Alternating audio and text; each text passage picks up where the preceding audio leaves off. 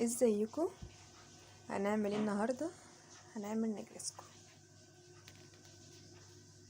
شايفين الحلاوه؟ يلا بقى نشوف هنعملها ازاي. السلام عليكم ورحمه الله وبركاته. ازيكم؟ عاملين ايه؟ يا رب وانتم تشوفوني تكونوا بخير. هنعمل النهارده هنعمل النجرسكو. عملنا ايه لحد دلوقتي؟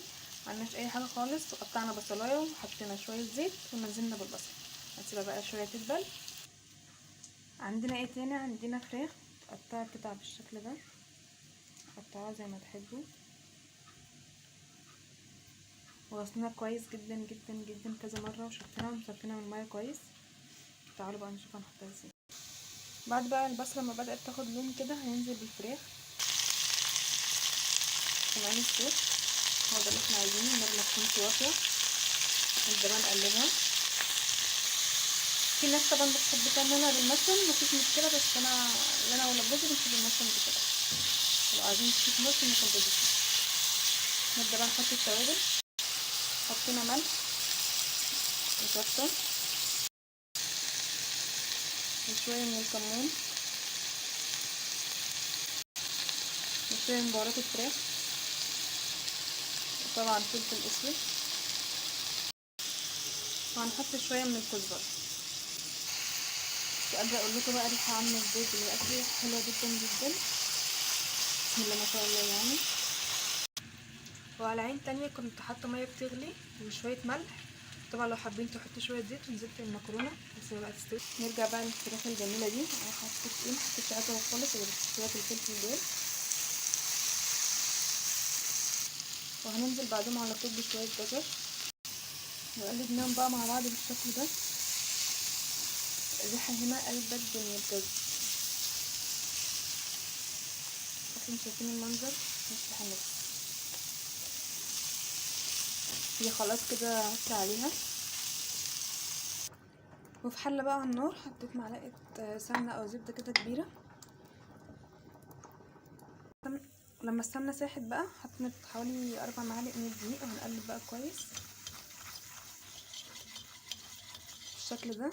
هنبدا بقى ننزل باللبن، بس اهم حاجه يكون ساقع. ومن اول ما بنزل باللبن بقلب على طول، بس مش ايدي منه. انا بقى بحب احط مع البشاميل شويه ملح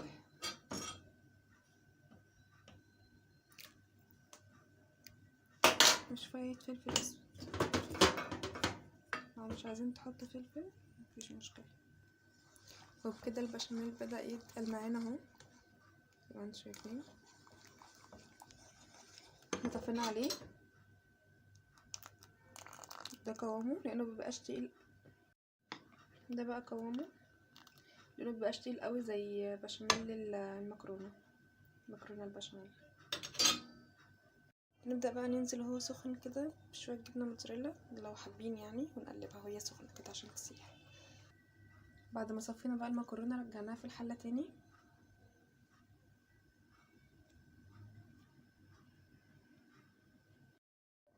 بعد بقى ما صفينا المكرونة رجعناها في الحلة تاني ونزلنا عليها بالفراخ ونبدأ بقى نقلبها مع بعض.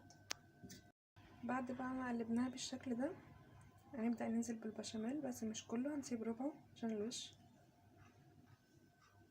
نزلنا بقى بالبشاميل بالشكل ده. هنبدأ نقلبهم بقى كلهم مع بعض تاني. وممكن برضو وهي سخنة كده ممكن نحط شوية جبنة موتزاريلا برضو لو انتوا عايزين. جبت بقى صينية وحطيت فيها شوية زيت وهبدأ ادهنها كويس بالزيت. بعد ما دهنتها بقى هنبدأ ننزل بقى بالمكرونة. حطيناها بقى بالشكل ده في الصينية. هنبدأ بقى ننزل بطبقة البشاميل التانية. نزلنا بقى بيها بالشكل ده. هنبدأ نسويها بقى على أطراف الصينية وسويناها بقى بالشكل ده كده. هنبدأ بقى نحط على وش الجبنة الموتزاريلا. حطينا بقى الجبنة بالشكل ده. هنبدأ بقى ندخلها الفرن. مش هتاخد وقت كتير لأن كل حاجة تعتبر مستوية.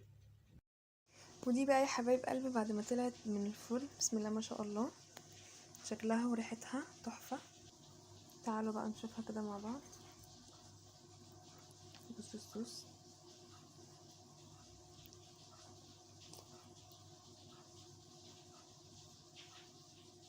دايبه ازاي وحلوه.